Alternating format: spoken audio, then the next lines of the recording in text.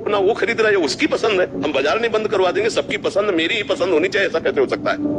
ए भाई, मांस मत खाना, शराब मत पीना, पराई माता बहनों की तरफ गंदी दृष्टि मत करना, क्योंकि आप आए हो इसीलिए। 32 दांतों के बीच में एक जीव, कितना खतरा है?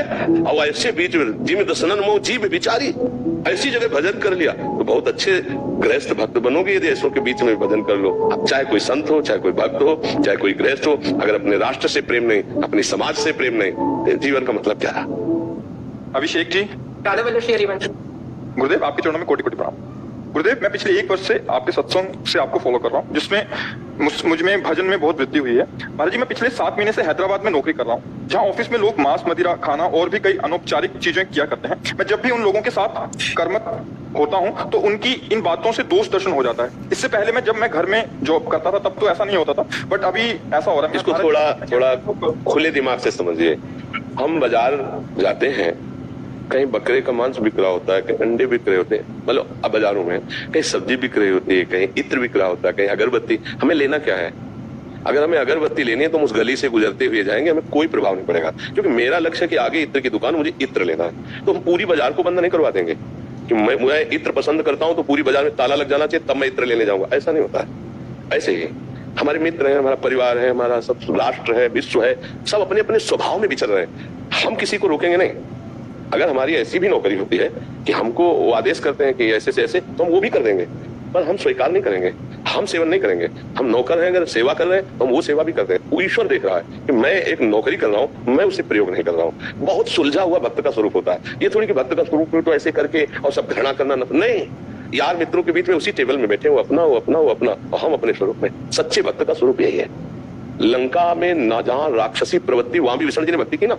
लंका निश्चर निकर निवासा, वहां हनुमान जी सोचते हैं यहाँ कहां सज्जन करवासा, यहाँ भगवान का भक्त कैसे हो सकता है जब घोर तांडव तमोगुण राक्षसी प्रवृत्ति का। तो वो बात हमारे हृदय में बहुत जोर की लगी कि हमको अपना जीवन सुरक्षित रखना है, और ऐसों के बीच में रहकर अगर हम भजन कर लिए तो हमें कोई प्रश्न नहीं करेगा। हमें दोस्त दर्शन क्यों? भाई आप जा रहे हो इत्र खरीदने तो आपकी वो पसंद है, और वो अपना वो खरीद रहा है, उसकी पसंद है, हम बाजार नहीं बंद करवा देंगे, सबकी पसंद मेरी ही पसंद होनी चाहिए, ऐसा कैसे हो सकता है? हम खस का पसंद करते हैं, कोई केवड़ा पसंद करता है। अब हम कैसे कहते हैं कि हमें दोस्त दर्शन हो रहा है, तुम केवड़ा क्यों ले रहे हो? क्योंकि खस मुझे पसंद है। ये तो हमें लगता है मूर्खता होगी, नहीं होगी। हाँ, अब हमारा कोई मित्र है और हमसे पूछे कि आपको क्या पसंद है, तो हम उनको बता सकते हैं कि ये जो आप करते हैं मेरी पसंद के खिलाफ, अगर आप मेरे दोस्त हुए बंद कर दो यार, तब कह सकते हैं। नहीं तो नहीं, मैं उसकी रुचि में रुचि नहीं मिलाऊंगा, पर मैं उसकी नफरत और घृणा भी नहीं करूंगा।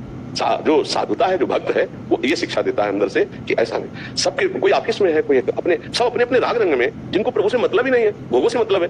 हम उनको प्रभु का उपदेश देंगे तो हमारा उपहास होगा, और हमारी अभी भक्ति उतनी जोर की है नहीं कि उपहास सुनकर हम अपनी निष्ठा में बने रहे। लगे मतलब क्या ऐसा ही है क्या? हम सच में चलते हैं तो दुख मिल रहा है, निंदा मिल रही है, अपमान हुए, देखो कैसे मौज मस्ती से रहे। हमें नहीं दिख रहा। ये बाजार है, अलग अलग खोपड़ी है, अलग अलग स्वभाव, अलग अलग भगवान लीलाएं। हमको नहीं करना गलत, किसी को रोकना भी नहीं है। अगर कोई, अब जैसे हम यहाँ हमारे पास आए, अब हमारा कर्तव्य बनता है कि आपसे पूछने की जरूरत नहीं, अपने आप हम आपको सतमार्ग का उपदेश। ए भाई, मांस मत खाना, शराब मत पीना, पराई माता बहनों की तरफ गंदी दृष्टि मत करना, क्योंकि आप आए हो इसीलिए। आप आए हो इसीलिए, कहीं ना कहीं आपका ये भाव है कि ये संत है, भगवान के भक्त है, इनके संग से हमारे जीवन का जो अशुभ है, जो गंदा भाव है, उसका परिवर्तन होगा। तो उसी भाव से हम प्रेरित होकर उपदेश करते हैं। गली चलते थोड़ी बोला जाता है आप आए हैं आरत अधिकारी जब पावे, गुणों तत्व न शाब्द दुरावे। तो आपको बिल्कुल नफरत, तुम सच्चे भक्त बनो।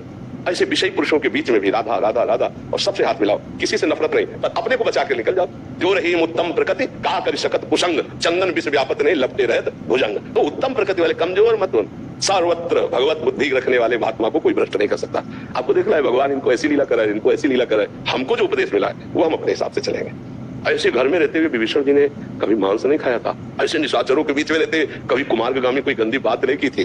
कितने बड़े महात्मा कि जैसे 32 दांतों के बीच में एक जीव, कितना खतरा है? और ऐसे बीच में जिम दसनन मोह जीव बिचारी, ऐसी जगह भजन कर लिया तो बहुत अच्छे गृहस्थ भक्त बनोगे यदि ऐसों के बीच में भजन कर लो। ना तुम्हें प्रभावित होना है और ना घृणा करना है। सच्ची मानना, जैसी भावना करोगे वैसा ही।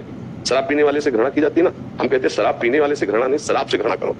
अगर तुम सच्चे भक्त बनोगे तो तुम्हारी मित्रता से सैकड़ों के दोष दूर हो जाएंगे। आपको कहने की जरूरत नहीं, आपका भजन बल, आपका प्यार, आपकी साधना आपके मित्रों को सुधार देगी। पर पावर जागृत करो, खुद पावरवान बनो अध्यात्म के, तो आपका बल काम करेगा। लाखों का उद्धार कर सकते हो, लाखों। ऐसा थोड़ी कि भेष वाला ही उद्धार कर सकता है, नहीं, लाखों का उद्धार हो सकता है, क्योंकि भजन से उद्धार होता है, भेष से नहीं।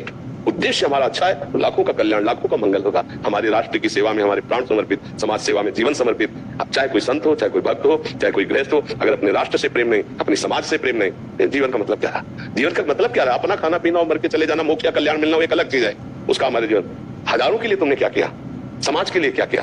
तो अपने राष्ट्र के लिए क्या किया? हर बच्चा आज न राष्ट्र की सोच रहा है, न समाज की सोच रहा है, न माता पिता परिवार की सोच रहा है, केवल अपनी वासनाओं की सोच रहा है। इस बात का दुख हो रहा है। नवीन बच्चे केवल वासना के खेल में फंसते चले जा रहे हैं, व्यसन के चक्कर में आ गए, बुद्धि उनकी भ्रष्ट होती चली जा रही। अगर आप लोग ऐसे सावधान है जैसे अभी आप बताए, तो हम आपको धन्यवाद देते हैं। और जो आपके मित्र हैं, धीरे धीरे यदि आपसे मित्रता व सुधरना चाहे तो आप सुधारो।